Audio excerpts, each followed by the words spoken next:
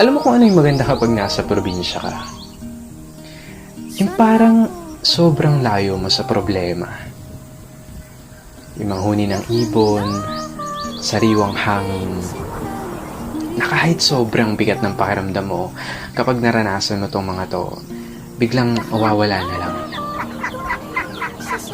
Yung magagandang tanawin, tapos yung palaya na ginawa niyong palaruan ng mga kaibigan mo.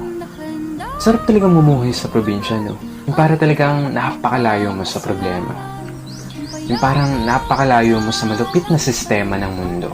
Na kapag nasa probinsya ka, mararamdaman mo talaga yung halaga ng sarili mo kesa sa iba.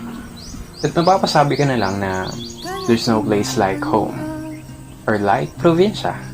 At ikaw na nanonood nito ngayon, masaya ako at naparamdam ko sa'yo ang pamumuhay sa isang probinsya.